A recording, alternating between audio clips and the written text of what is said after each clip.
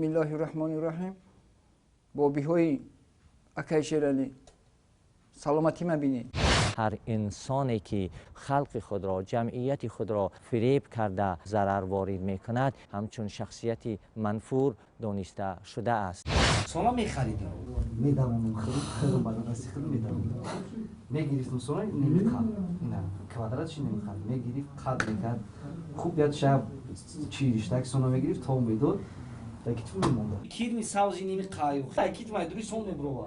یگان علم اثبات هم نکرده است که گویا کرم خوراک در ارگانیسم انسان وجود داشته باشد. اون چیزی که من خودم دیدم همین سوناخوی کرد کرم که شاخ داره علمیه حرکت داره. پس بودنی درجه دانشی ابتدایی مکتبی که هر مرتبه از فنی بیولوژی در مکتب میانه معلوم است که کرم لای خوراک از آن کرم‌های معینی که در داخل بدن یا ارگانیسم انسان جای دارد فرقیت کلان دارد. برآوردن کرم‌ها در طب این با راه جراحی برآورده می شود. میمونه دقت میبره دادرش یا خونه یا لطه یا رشته. همه از سوزانه گشتم هم سوزانه که همه سر خون میکردم اون نمیدید همه سمی پیچوندم در کیفتش میموندم. بعد یه 10-15 minut پس با همون رو که نشون میدادم میگفتم که نمیخوام کسل داری. کشمون توجه بابی مدنیت بسم الله الرحمن الرحیم بابی روی دادم شیرالی. برای چیه که من کسل نیست من چی میپوشم؟ یا خود چشم یک کس میپوشید یا همه چشم خوبی میپوشید. این نفر آدم انامین خیلی کوشش میکند که با ساحه ایموشنالی این گونه آدمان ناخن زند به کجا رود سوء استفاده نموده دامی فریب خودش را به آنها می اندازد. همه خیلی باشه دروغم ماشینی کن. با این خیلی کردارش با خیلی گشتنش من چه خیلی باید فرزند بگیرم. شیخ شهرتجوی رعنا را تماشا کن که چون در لباس خاص حاضر شد فریب عام را میکشد دام میپی سید مگس چون عنکبوت شاهباز کو که از هم برکند این دام را. امروز همه خیلی تارتناکا زیاد شده است که مقصد تار میتنن و میخوان که مردم در تارشان بود تا اندازان از آن چیکار کنن خون آنها با مکانو بگیرن. بی‌سوادی و دور بودن از علم و دانش واقعا هم انسان را سوی تاریکی و گمراهی به خرافات میبرد. به خصوص از نداشتن معرفت جمعیتی و مذهبی بعض شهروندان نفران چون ملا سوء استفاده کرده خود را ملای و طبیب و شیخ و صوفی حسابیده با همین راه بازار مردم فریبی خود را سرخریدار میسازند. کدام نمودی کسلی رو گوی و توبت میکنی؟ اون تقصیرم کسل روحی. کسلایی که این زون میگیرن اونم یا ترسونده میشون. و برای چی همون نفرایی که به همه بیماری پیش شما مراجعت کردن یگان کسی همون شفا نیافتند؟ شما چگونه توبت میکنی؟ آیا با سوره قرآنی یا که یگان توبت دیگر؟ خب با سوره قرآنی هم میشه و شفای جانب الله این کلی شی این سببی که تقصیر. هیچ بنده شفا دادن نتونه. بنده هنرش هم میکنه.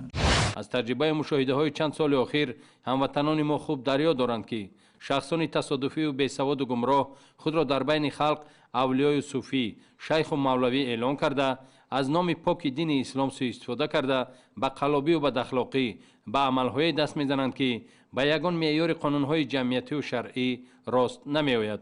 از جمله چنین طایفه مردم فریب که در بین ساکنان شهر وحدت ملا شیرالی شناخته و اعتراف می شود، پردیف شیرالی اورازویچ سالی تولدش 1978 زاده دهه پختکار ناحیه یاوان ولایت ختلان استقامت کننده دهه بهارستان شهر وحدت است. ولی اولا زینال کافرو فی از استفاده بردن قرآن برای غرضهای شخصی یا برای غرضهای ناپاک این از دیدگاه خود شریعت اسلام ممنوع حسابیده شده است و این کاری منع است و این را شریعت اجازت نمیدهد. چشم توجه باشه جان ایدانی ما برامدای گپ بگو نکی بدرنی دیلت بگو. بسم الله الرحمن الرحیم. بابی‌های اکای شیرالی سلامتی مبینید. نه به غرض خنکی چی نداری باشه جان. با ترسیدگی که خیال آقای قفال چیزی گشته گورین میترسن. ایدانی ما برامدای گپ بگو نکی بدرنی دیلت بگو. بسم الله الرحمن الرحیم. بابی‌های اکای شیرالی سلامتی مبینید. о тақсир дар ҳақиқат кирмдораӣ خون آورده بودم بودم خونده اسراف دیدم بعدم پشتش مونده بود چشماتون رو بیجه قنگره چشمون رو بیجه قیدیم بریم میتون گاز زنگه بودن که برام برو ورده پشتشه میگن کیرمای بریم برو ورده بود بچه هم کیرم دوره بود ایرم هر ایچی باید مول خون کردن در کنم تو مول آدم چانس میشه گردم تو شابتم تا خیلی چیکه در جهان زیاده از 270 نمود بیماری‌های پارازیتی موجود میباشد. از همون 20 نمودش در جمهوری ما وجود دارد و نمود زیادتر از 10 نمودش به وجود آمدن بیماری‌های پارازیتی سبب شده میتواند. اساسی نشانه‌هاش همین خیلی که بیمار لاغر میشود، بیمار خراب میشود، بیمار شبانه خواب رود آب دهنش میریزد، بیمار شبانه خواب میرود دنداناش غچ راست میکند، بیمار یگان وقت خاطرش پس می شود، بیمار حالتش خیلی که گفتیم مقاومت انسان ارگانیسم که همین کرما که پس کردن هر هر کسل به تیز دچار می شد یا شمالخوری یا انگینه یا درد شکم یا که یگان کسل دیگر آده این از نگاه این من انکار میکنم که نه من این خیلی که باشه که همه یک چیز مونن من این کرم تو ای پوست تو برآمد من اینده باور نمیکنم. شیر علی پردیف پیش از آن که بیماران را به دعای و طبابت فرا بگیرد با آنها پوشیدن چشم را امر کرده خون و کرمی با خود آوردهش را داخل متاع سفید پنهان نموده به کتف بیماران گذاشته گویا از ارگانیسم آنها درد و زیان را بیرون می آورده است. донишҳои ибтидоии мактаб доштан бисёр ҳам зарур аст аз он лиҳоз ки дар навор дар бораи кирмҳои лойхӯрак оварда шудагӣ буд ки ҳар маротиба наход ки маълумоти мактаби миёна то чандон паст бошад ки кирми лойхӯраке ки дар куҷо зиндагӣ мекунад аз бадани шахс бароварда мешавад ё баръакси ҳол ё истифода бурдани қурбоқа барои безуриётия бартараф кардан ҳол он ки аз нуқтаи назари илми генетика то кадом андоза пешравӣ ҳасту чӣ методҳо ва чӣ доруҳои коркард карданд ки албатта намин безуриётӣ бартараф карда намешавад. شما تو 10 سال با سوزن شکاف کردن همین متاع خیلی همه کار افتاده در نشون میداده؟ یا برام تا نشون میدادم. چی میگفته نشون میده؟ میگفتم اینا سون تو نبینید. توزای. ولی من وقتی خون که کردم بعد در همون لحظه چی خیلی شما در امکانیت میشید که سوزان قدی دستون شکاف میکردید؟ خیلی راه خیلی میکردم که همون کسری نمیدیدم. کجا تاخیر بود چی هست؟ کیرماسه نیست. تلخی شما دا تقصیر.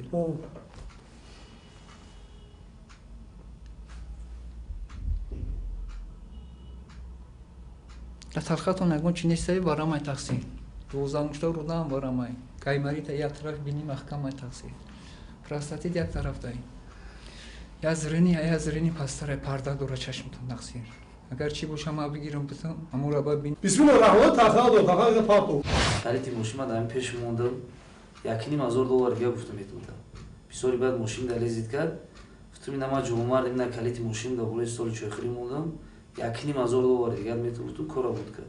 اون آدمی که مراجعت میکند به نزد او اون نفری هست که در حقیقت هم بسیار هم رو افتاده است چون که درد دارد واقعا اینقدر به واسطه مشکلات گوناگونی روانی دارد مشکلات گوناگونی جسمی دارد و خودش یک حالت عاجزی او را فرا گرفته است و بنابراین وای با همین حالت روانی که اصلا حسیات به واسطه در آنها بیشتر حکمران است و همیشه جستجو میکند یک نفر به واسطه باشد که به من همدردی ظاهر نماید و در ضمن همین همدردی واقعا مسئله حل شود بنابراین واقعا این نفر آدم همین خیلی کوشش میکند که با ساحه ایموشنالی این گونه آدمان ناخن زند و گویا که او یگانه نفری هست که به واسطه با همدردی کرده میتواند و در همین زمینه او از همین حالت عاجزی آنها از درد افزون داشتن آنها که دیگر راه ندارد به کجا رود سوء استفاده نموده دام فریب خودش را به آنها می اندازد.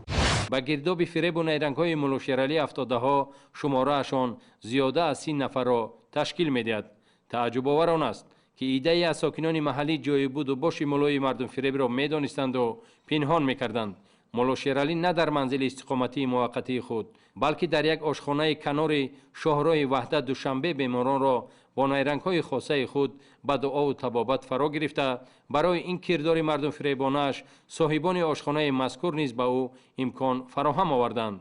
گرچند صاحبان آشخانه مذکور چنین مساعدت را رد می‌کنند ولی چند مدت فعالیت و نشانداد خود گمانبر شده دلیل رد نشونده است. یک روز آمده که در اینجا نشسته است و با فرزند من وعده کرده است که من چشمت رو معالجه میکنم. پیشتر فرزند من با یک فلاکت دچار شد، چشمش مجروح شد و همون چشمش بیناییش را گم کرده بود. برای همین براستی همین فرزند دلشکستنش را نشود گفتم من خاموش شدم. من به این کار اهمیت هم نمیدادم. فقط همین یک طرز سخن میکرد که همین امید میبسیده انا روز سه‌شنبه بینا میشود، روز پنجشنبه بینا میشود و هفته دیگر بینا میشود. برای همین خیل تا این تخمینه تا آخرای ماه مارس دوام کرد. در بالای امتمون بجو بیس کن یا اینا خیلی استایی خوش ها انا جوی اکلدا که خطا انا قرصند استایی اما چی گفته چشماتون پوشه گو همه دگی با ما کاتریات فعلی مرضی دارم دا شما کنشگاه میکنم ما چشمان کردم نگاه که خنده گفت نگاه میگه ما کم ببینم بانک میارم نم قلف کی میارم اما ببینم تا بیشتر کردم گفت چشماتون هایی که نه قلف آوردن گفت ماندن گفت شدن گفت چشماتون هایی که ایجاش نکی نجمی دایی باید همین آدم لای کپشان بردار قلف سفیدی میده که کتایسکی پانسمان با مکاری و مردم فریبی این نفر توجه نمایید. با خود قورباغه را آورده نفرانی که از علت بیزوریاتی مراجعت می‌کردند با آنها وعده فرزنددار شدن کرده به تن قورباغه دعا می‌خوانده است. هرگونه که در مدرسانی نو میموند در سان هیچی نبود. میگفت که همین را تای سرت ما شاو خورم و پگم میام همین سان ای دستی شما میگم گفتم خیلی خوب. یک بار موندم ای درست قورباغه که وای من خودم بوی کردم در ریوسان هیچی نبود پیش ایوای دودم و تسر موندگی خودم بوی کردم هیچی نبود سون هم تا سفید بود آوردم دادم چه درم پشتی گردم میمونده ایوی کرتم و میگو که خیلی نام بوبیاش هم میگرفت و نام خیچ هم میگرفت من تکرار میکردم ایدمش چشم من پشتگی همه من میگو چشمتون هم پشت قورباغه یک بار دیگه ان همین خصوصیت‌های مردم فریبانه او بیماران ساده و زودباور را به طبابت باطل خود مفتون می‌کرده است. بعضی نفرها با واسطه قورباغه‌ها و با واسطه خون و خلف مردم می‌خوان طبابت کنند. البته این در یگان چارچوبه اسلام قرارداد ندارد.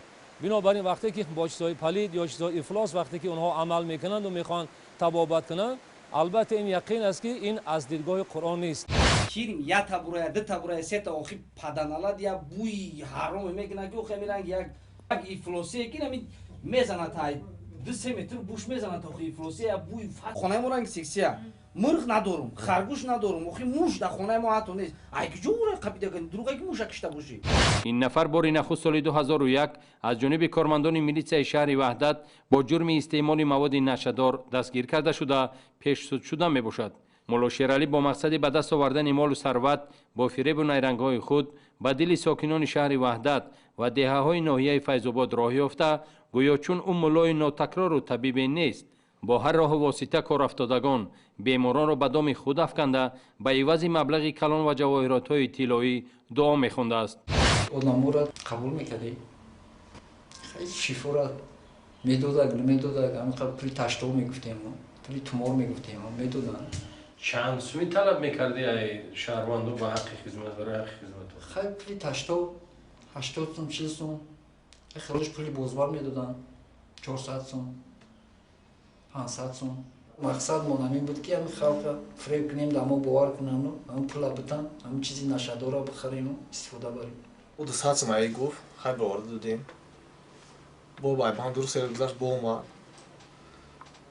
با همین خیچ کرد با تریکه را گفت چی مونین آرد مونین در تریکه نامر مونین با بیو پنجه میزنن چی کردم های کردیم همیه رو هماش یکم چی نشید به بود نشید یا برای پدری ما اینو بانسه بودیم қабул накардан шохи. Дубор дидак 20 мил додемш. Через им гирфта буд, бой кад омадам дар Джордж Джон дан кор гуфт. Пули мол талаб кард. 200 милга додемш. Гуфт ки ман яса 60 милга хидм мондагим, бо биёра додагим, хун мекунам. Хун мекунам, хай яса агар ки соши яса 60 милга метимам.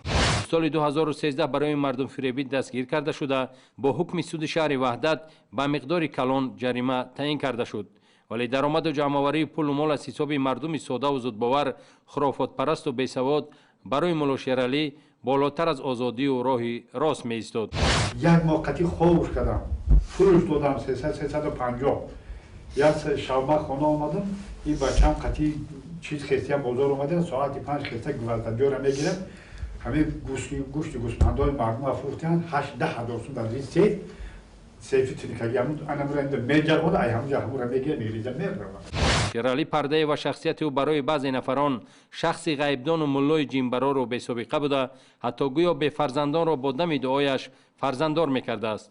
аз чунин бесаводию гумроҳӣ ва хурофотпарастии баъзе шаҳрвандони корафтода аниқтараш мизоҷони фаъолаш Мулло Шералии нашаманд нерӯ мегирифт. Каланбанд мард ба маъное ки фарзанди солим барои бахт хай барои чӣ чиёе ки гуфта вай кард ваъда кард. Ман дар чалан овардум, якш бор доштум, гуфт ки бо биём гуфт тиллои тозаи 10 грамма суроғ дорам. Ки ба ман гуфтам ки хай намешава ки дар ҷои вай гуфтам ай чалана қатъи гӯшборум вай кунӣ ки гуфт ки не ино гуфт тиллош камтар. Ба гуфт хай набошам ки надошта бошӣ, ман тиллои 10 грамма ай хидм вай мекунам дар мон. Ба гуфтам ки хай як та дорам, гуфтам апа буд 10 грамм нест 9 грамма. Амира гуфтам тиллои хидм, гуфтам дар хидм кунӣ намешава.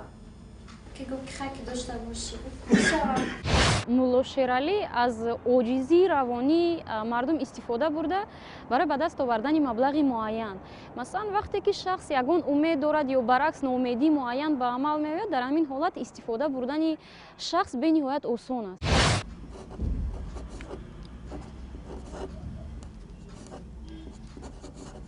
чӣ шеъри? Ку бихон? Қул ҳуваллоҳу аҳад. куҷода аҳад? Қул ҳуваллоҳу. чӣ хай ҳақиқати нависта мешавад? ҳай ҳавази ҳай ҳутӣ. шада бира чӣ хай аломат мегузорӣ? шада. Таштид? дар куҷо мегузорӣ? ҳамин сатре ки навистӣ дар куҷо ҳамин таштдид меояд? Қул намеояд. хай меояд ака дидон бутӣ, таштоб бутӣ. Дигар ту куҷо хонда ки ай ту мадад мепурса мардум? омадиам пешмон, дигар чӣ кор куҷо хонда ки ягон донишгоҳи исломӣ хонда? исломӣ нахондаему, пеши ҳам домла боҳутур даҳамид ҳафтияк фарзи айн 4 китоб. китоб хонда. барои чӣ ба тавобат гуфта ҳар каси тавобатҳои касали қанд, безурётӣ, лакнати забон ёро ки маслиҳат дод? туда ки худ додаш? бисёр шайк нақс шида мераванд тақсир бароям. ҳама одаме ки забон шуд чӣ хел тавобат мекардем? ҳаморе гуфтистам ку шав мебурдан сари меомадан тагав задистан ки чимши хорӣ. ана бо ҳамин роҳу восита макру фиреби худ Мулло Шералӣ шумораи зиёди ихлосмандони гумроҳро сӯи худ ҷалб карда соҳиби маблағу сарват мешудааст. ҳатто тибқи ваъдаҳои ин муллои нашаманд корафтодагон беморон ба ӯ бовар карда яке аз иллати забон, дигаре аз захми меъда, сеюмӣ аз бемории қанд, дигаре аз нобиноӣ ва бо мақсади барқарор кардани биноии худ ба ин муллои мардумфиреб муроҷиат карда бо ваъдаи имрӯзу фардо шифо ёфтан маблағҳои бо заҳмат ба даст овардаи худро ба ӯ доданд. Мулло Шералии нашаманд аз мағозаҳои китобфурӯшии мазҳабӣ радномаҳоро бо нархи 10 сомонӣ харидорӣ карда ба ивазе аз 400 то 800 сомонӣ мефурӯхтааст. ӯ бо ҳарфҳои ғалату нофаҳмо барои беморон 100 адад таштоб ҳар кадоме ба маблағи 1 сомонӣ навишта ваъдаи шифо медодааст. шумо оиди ҳамон дарди писартон ба ҳам кас гуфтаед? гуфтум ки гап зада наметунам, соз гап зада мешнава, ақлш ҳамаш соза, соз гап зада наметунам. чӣ ваъда додам ба шумо? гуфт ки ман созш мекунам, табибиш мекунам, соз наша. табибӣ мекунад. ба ивази чӣ қадар маблағ? хая буря 170 сум додаимаш. гуфта ки ами хали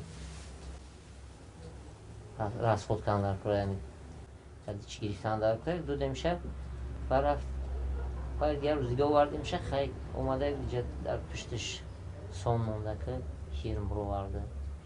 همون لحظه که در پشت فرزند شما متای سفید موند در حضور خود شما موند یا که در علاهیدگی؟ نه حضور خود در بر خود مشتگی. و شما چی گفت پیش همون سونا در کیف فرزند شما مونده؟ سونا موند گفت چشماتون رو پوشه نه؟ شما هم پوشه؟ بیمار هم پوشه؟ خلاصه چقدر مبلغ دادی برای تابعات فرزندتون؟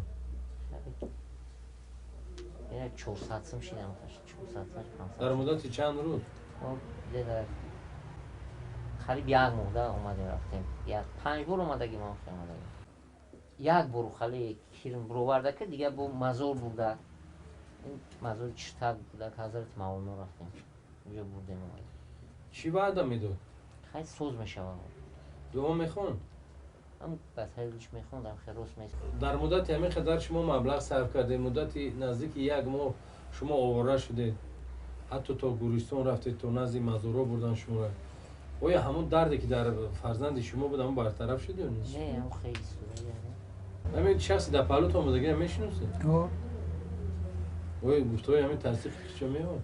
ها همین خیلی پسرش آورده بود دیده بودیم چند هم پسرش دیده بودیم خدمت یک بار دیده بود من گفتم خیلی خیلی پسر من چیم با خدمت بعد میبینیم بعد چی شد وقتی مبلغ میگیره کفالتی تابعات میتید کی جواب اینو میده؟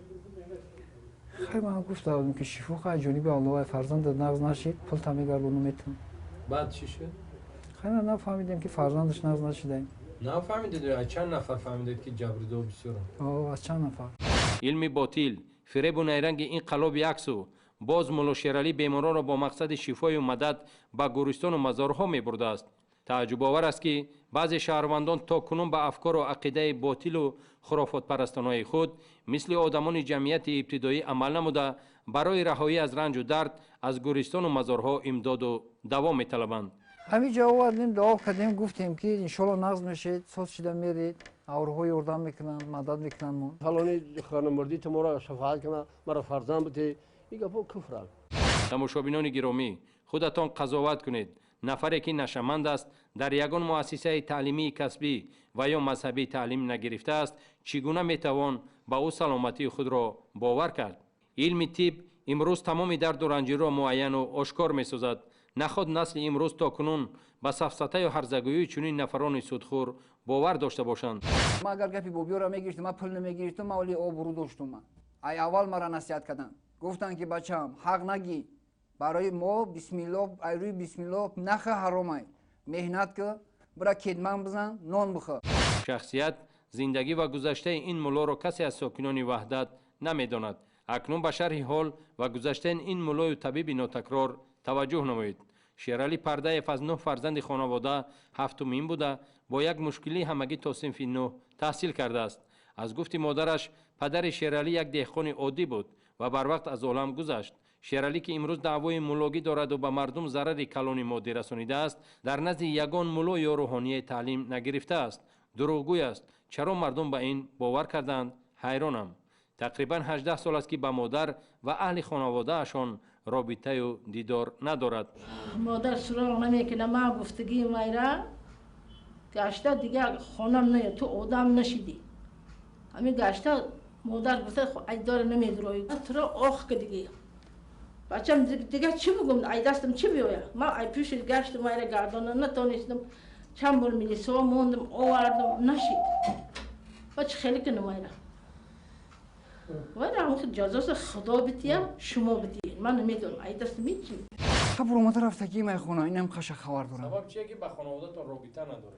سبب اینه میگه که تقصیر دیگه نیست یا هم چیزی که نمیمونه نه رفتنی نمیمونن خشگر به غرض ما 3 بچه دیگه دور کامپیوتر نگاه میکردگی کامپیوتر محتاج من نیست خیلی برد و رفتم که همین نگاه کرد که ملیسا ایسوسونه ای اوچای ما بیچاره همه چی میترسه باید شلوغ ما ای همه چیز بودم قیدم حرمت عزت میشم همین رو میشنم ما باید در زمین بدرو. اعوذ بالله من الشیطان الرجیم بسم الله الرحمن الرحیم با حرمت الحمدلله رب العالمین الرحمن الرحیم مالک یوم الدین ایاک نعبد و ایاک نستعین اهدنا الصراط المستقيم صراط الذين أنعمت عليهم غير المغضوب عليهم ولا الضالين آمين.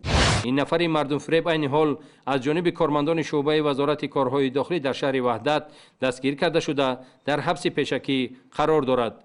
و امروز در دست زولانه دارد و به کردارهای مردم فریبانش پاسخ خواهد داد. خود اندیشه کنید تا کی تا کجا این اعتقاد و اخلاص باطل و خرافات پرستی ادامه می‌یابد؟ سوال است که جواب آن از هر یک شهروند پاسخ واضح و معتمد را می‌خواهد.